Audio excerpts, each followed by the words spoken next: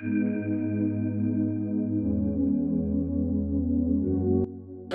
my name is Anae, and I'm a senior designer at Ulta Beauty in Owings Mills, and this is my beautiful guest, Megan. I've known Megan for about 2 years, and in that time, she's become a mom of 2, both Michaela and Mason. So today, I'm going to give this busy mom a low-maintenance, chic style to match her lifestyle. I'm really excited for Anae to give me this style. She always does a great job. She gives me on-trend looks, and for me, low maintenance is key. I have 2 jobs, so I'm really excited for today. So Megan has a ton of hair, and with that, it's also very coarse. She only gets into the salon about every 8 to 12 weeks, so my goal is to give her a more manageable color application. So we've decided to do a converted highlight, or a balayage, for her. As you can see, she has about 2 inches of regrowth, and there is a definite line of demarcation. She's a level 5 naturally, and her ends are multi-dimensional, ranging from warm blondes, cool blondes, to beigey blondes. Megan has told me that she prefers to be more on the ashy side, but not completely ashy, so no icy tones, just cool. We're gonna use color fusion on her roots. I find that color fusion is great for matching natural tones and natural levels, and we're gonna be using blonde icing on her ends. Because her ends are already pretty lightened and pretty fragile towards the ends, I chose blonde icing because of its conditioning agents and its luminous silk technology to protect the hair while we lighten. So Megan is a natural level 5, and her hair is pretty warm right now. So we're gonna add some beige to her hair. So we're gonna keep her natural level, we're just gonna cool it down a little bit. So we're gonna mix 1 ounce of 4N, 1 ounce of 6N, and 1 ounce of 5GB, all in color fusion.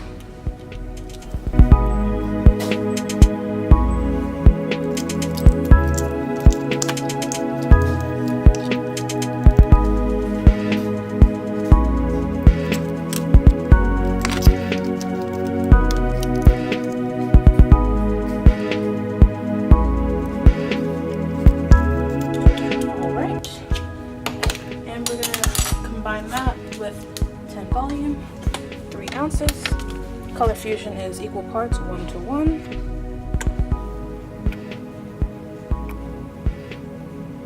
And because Megan is previously colored and pre-lightened on her ends, we're going to use the pH bonder to protect her hair and ensure her bonds don't break during processing. And so we're going to do 4 mLs.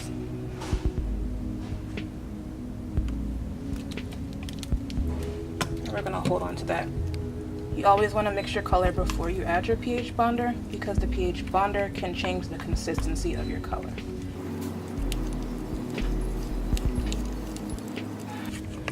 Alright, you add that right in and mix until smooth. So Megan is, again, a natural level 5, so we used color fusion, 1 ounce of 4N, 1 ounce of 6N, and 1 ounce of 5GB. Just to give her an even beigey base. So I'm going to start applying her base color. And I'm going to use a shorter brush so that I don't overlap. When you're doing a base on a blonde, you want to make sure that you control your application so that it doesn't bleed into her pre-lightened hair.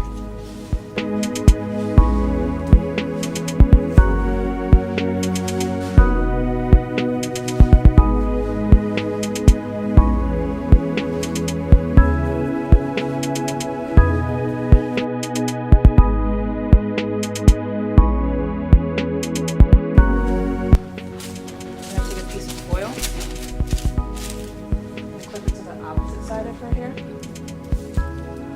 so that when I flip her hair over, those sections don't get onto the pre-lightened hair.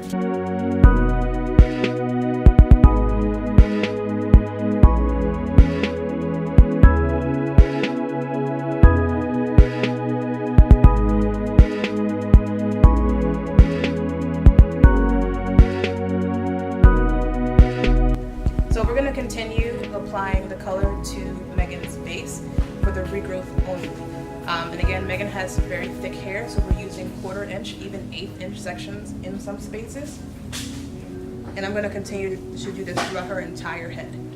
And once I finish that, we'll be back to show you how to complete the balayage. Okay, so we're done with Megan's base, and we've blended it down into her zone 2, just to give it a smooth transition. Now, some stylists at this point would rinse her hair, blow dry it, and then apply the balayage. I personally prefer to apply my lightener directly over top of my color.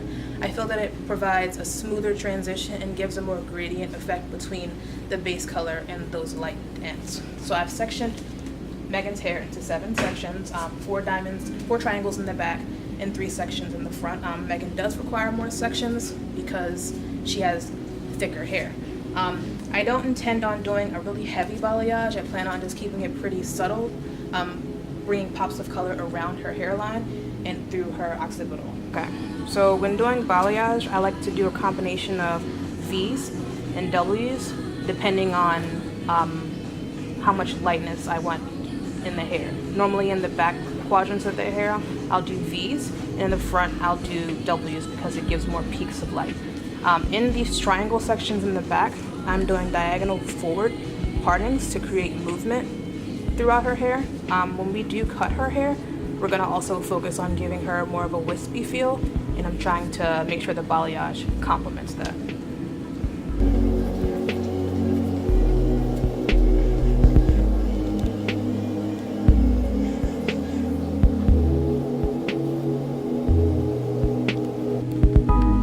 And you wanna make sure this is very, very blended and that you're saturated. Otherwise, you'll end up with splotchy results.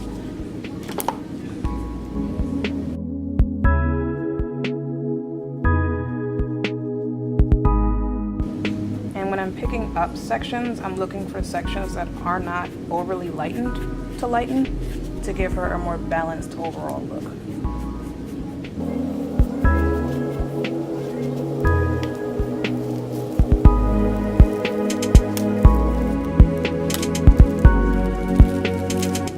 Balayaging, I prefer to use saran so that I can see it process and I don't have to open and close foils.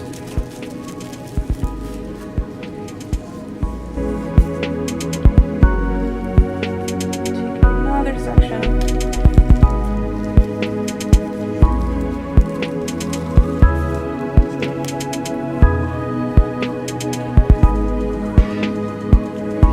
And right through here, this far left section, this piece of hair, I'm going to take this out because it's very blonde already and I don't want to over process her hair. So I'm going to stick with this section right here.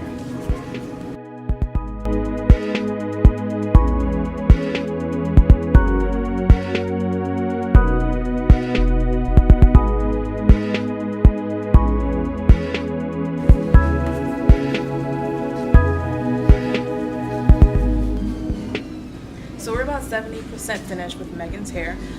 Through these sides, we did W's, and in the back, we did V's. We did W's in the front to give more pops of color. This part at the top is the most important part because Megan's hair is super heavy and super coarse. It parts naturally off-center. So to counteract that, instead of doing straight parts or doing diagonal forward sections like I did in the back, I'm actually going to do zigzag partings throughout her entire part line to make it blended, still give her pops of color, but to just make it look more natural. So we switched to foils simply because we ran out of plastic. So again, you can do it with either or, just ran out. So when anyone going lighter, you wanna, the front or the hairline is the most important part to them to be the brightest because that's the first space they see. They don't see anything else but the front. If the front isn't light enough, it won't be light enough in general. So right around her hairline, we're gonna do a baby light. We're gonna make sure it's light, but we're still gonna feather it and blend it very well so it's not just like a streak or stripe through the front of her hair. It's been about 30 minutes, so it's time to rinse Megan's hair. We're gonna be doing a cool rinse so we don't bleed any of the base into the pre-lightened pieces. So the water's gonna be cold, okay? Yeah. And we're gonna be rinsing and pulling.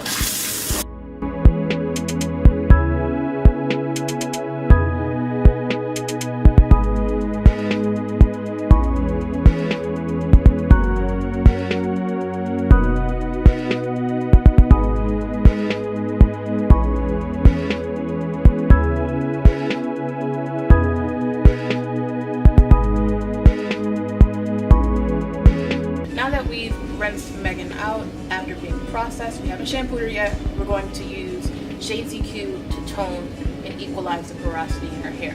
So we're going to mix up a formula. We're going to use 9N, 9P, and 9B, all in equal parts. So we're going to do 1 ounce 9P, 1 ounce of 9P,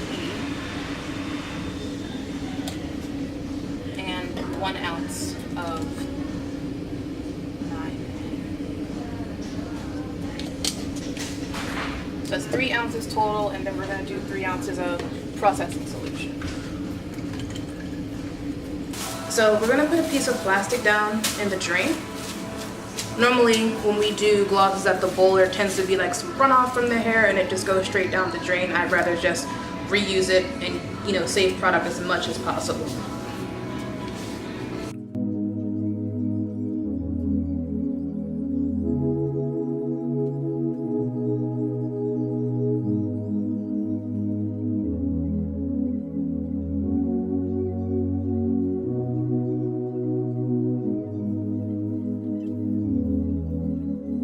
Now that we've rinsed shades out of Megan's hair, now we've applied pH bonder and we're gonna use that as our cutting lotion to complete our haircut.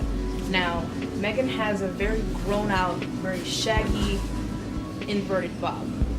She says she likes the bob, right? Yeah, So I'm not too attached to it. I'm open to suggestions. okay, so she's open to change. I like the shape on her face. I do think it needs to be a little more modernized. Like you can see right here, it's very PC.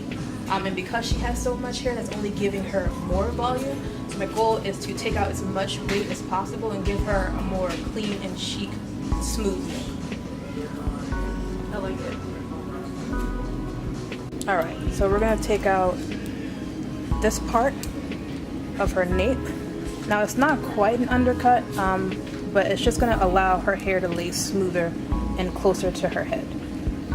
Even like down here, you can see her hair grows in like almost like a circle. Like here's a whirl, and here's a whirl, and her hair literally splits right in the middle, and is also a whirl.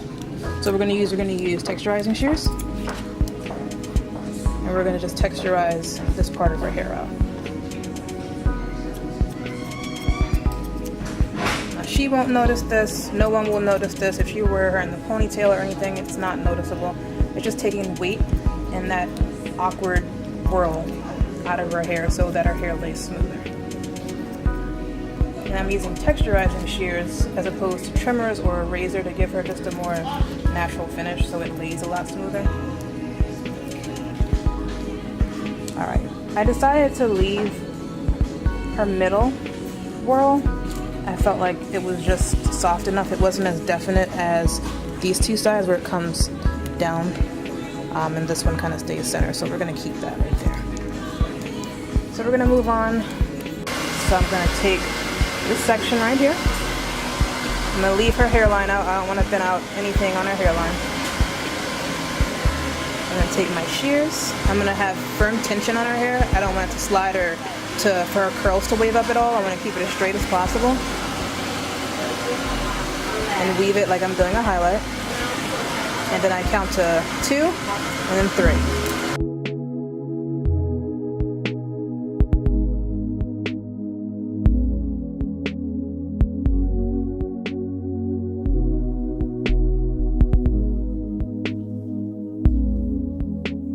So we're at our final step, and we're gonna give Megan a very, very smooth blow dry. So 2 products that I'm gonna use are one of my favorites.